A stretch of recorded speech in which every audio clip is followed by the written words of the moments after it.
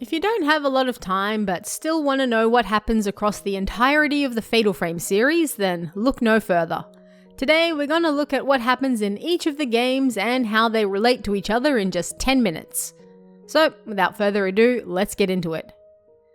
Fatal Frame 1 starts in September of 1986, with one Hinasaki Mafuyu heading to the Himuro Mansion in Japan's northeast to find his missing mentor, Takamine Junsei. Takamine was investigating the house to write a book on it, but hasn't been heard of for several weeks now. It doesn't take long for Mafuyu to find out why. The mansion is full of ghosts, and one in particular, Kirie, seems to be killing anyone who steps foot inside. But she takes a liking to him and just makes him disappear instead. On October 3rd, his sister Miku then arrives looking for him. Over the next few days, Miku uncovers the terrible events that happened in the mansion's past, in which Kirie, the rope shrine maiden, was literally pulled to pieces by sacred rope so they could use these ropes to seal the gate to hell. However, because she had a lingering attachment to a handsome stranger, her ritual failed and the calamity occurred, killing everyone in the mansion at the time and leaving them trapped there as ghosts. Miku is able to exorcise her, but Mafuyu chooses to stay behind to provide Kirie strength and support as she finally fulfills her duty to keep the Hellgate closed. Just shy of 2 years later, in July 1988, the Amakura twins, Mio and Mayu, visit Minakami Forest after hearing the nearby dam will soon be finished and the forest flooded. They used to live near here, and as children, Mayu was badly injured whilst playing there one day. Unfortunately, the girls find themselves spirited away to the lost village of Minakami while they're exploring, a village that was wiped from the maps long ago. They're beset by ghosts at every turn, and one in particular, Sae, seems to possess Mayu. The twins are forced to uncover what happened in this village long ago as they try to break the curse. And it seems this village was fond of having twins kill each other in order to keep their own Hellgate closed. Yikes. But when Sae's sister Yae escaped, and Sae was captured and brought back alone, she was unable to carry out the ritual without her sister, and so it failed. The repentance happened, and darkness consumed the village. But Mio and Mayu are able to carry out the ritual themselves, and in doing so, they lift the curse hanging over the village. Of course, it means Mayu's death, but hey, these things happen. A week later, Mio is found in the forest and taken to the hospital to recover. The Minakami Dam construction ends, and the forest and village are flooded forever. Around this same time, Asol Yu, a descendant of the good Dr. Asol, whose cameras have helped our protagonists fight off ghosts all this time, dies in a car accident. His fiancée, Kurosawa Rei, is heartbroken. A month or so later, on September 7th, 1988, she visits an abandoned building with Miku, our survivor from the first game. Rei is a photographer and Miku her assistant. Mafuyu and Yu were good friends, which is how they all know each other, and Rei and Yu took her in after the loss of her brother. But little do they know that this building is actually the old Kuze Shrine. Long ago, yet another ritual failed here. Kuze Shrine was home of the tattooed priestesses, who were tattooed with, essentially, the pain of others. They would then enter an endless sleep to bear that pain forever, allowing the shrine's followers some sense of relief. But Reika, the last tattooed priestess sometime around the 1870s or 80s, witnesses her beloved being killed right in front of her as she prepares to enter her eternal sleep.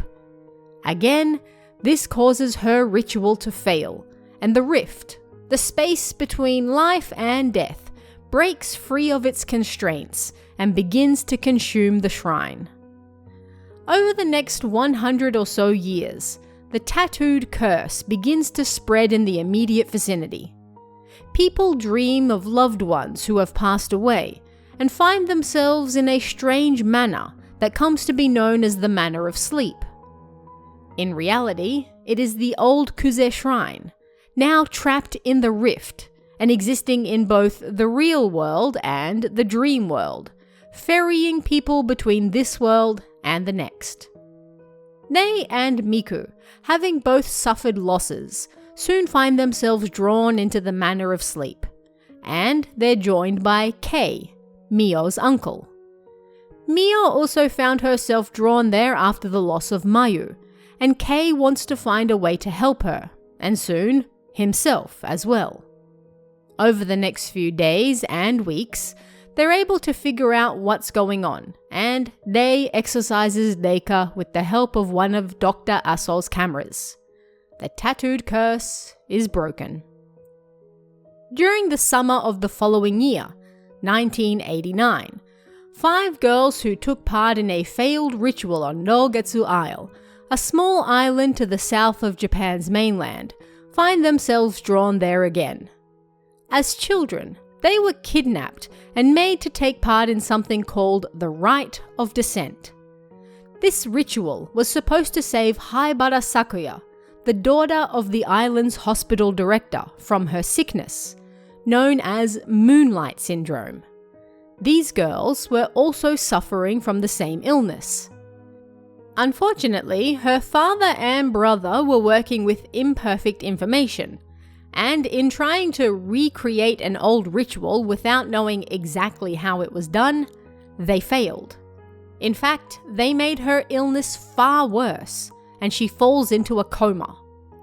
During this time, the girls were found, although their memories of what happened were gone, and eventually they all moved away from the island so they could attempt to heal from their trauma. 2 years after falling into her coma, Sakuya wakes up. But she doesn't just wake up, she blooms, and all who come into contact with her bloom as well. In essence, she kills the entire island. It's left abandoned and incredibly haunted. But in 1989, almost a decade later, 2 of the kidnapped girls die trying to recreate the same ritual for themselves. They fear their Moonlight Syndrome is returning, and so they also attempt the ritual to cure themselves, but instead make it worse and die instead. R.I.P. The remaining 3 girls then head back to the abandoned island themselves to see what they can dig up and, hopefully, save themselves before they die too. After many trials and tribulations and coming face to face with the horrors of their past, and one more unfortunate death, Ruka, the daughter of the island's last mask maker and one of its shrine maidens, is able to soothe Sakuya and send all the spirits back to the other side. Fast forward to 2006. More and more people have been going missing on Mount Hikami, including one Hinasaki Miyu, daughter of Miku, who was born shortly after her adventures in the Manor of Sleep. She was looking for her missing mother, but why do so many people keep going missing here? Kozukata Yuri and friends set out to find and bring back the numerous folks who have gone missing out there, and also uncover why. Weirdly, I know, it was another failed ritual from over 150 years ago.